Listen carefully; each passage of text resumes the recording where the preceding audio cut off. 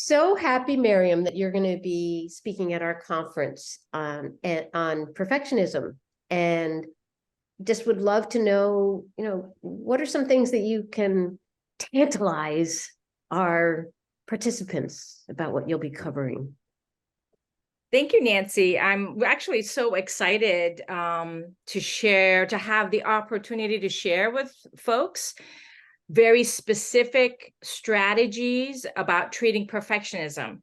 So what I'm going to do is really hone in on the lesser recognized symptoms of perfectionism, namely like avoidance behaviors, procrastination, avoidance, difficulty making decisions, and even self-sabotage. I'm so excited to have the opportunity to come back and share more details about how to treat perfectionism, because it's just so important when we hear that now 30% of students are identified as perfectionists, and that number is increasing. It becomes really important. If you don't see perfectionists yet in your offices, you definitely will be. And some of the symptoms that they're dealing with, which we might not associate traditionally with perfectionism, which is avoidance behaviors, stuck behaviors, procrastination, self-sabotage, they're all on the rise as well.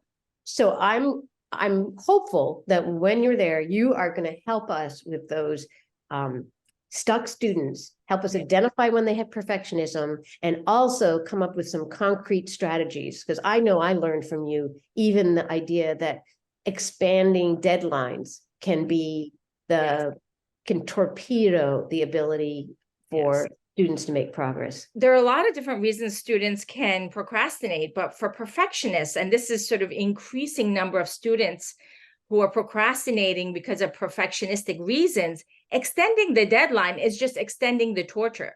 So basically, if they're avoiding a task because their expectation of what the task is supposed to look like or be like is unrealistic, the deadline usually gives them permission to reduce that expectation.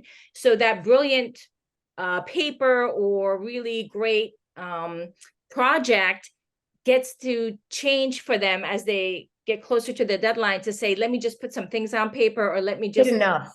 Yeah, good enough. But when you take away the deadline or you give an extension, you allow the expectation to come right back up, which makes it, and even make it worse, because it's like, oh, now that I have extra time, it needs to be even better. I know also I've heard you talk about this idea of focusing on the process versus the outcome. Could you say a little bit about that, knowing that you're going to be diving more into it at the conference?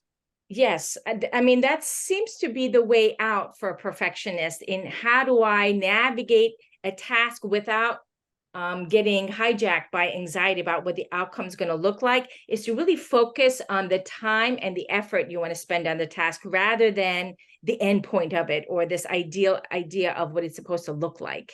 So I know you have a lot to share with us, and we look forward to seeing the participants in January at our conference. Thank you so much. Thank you.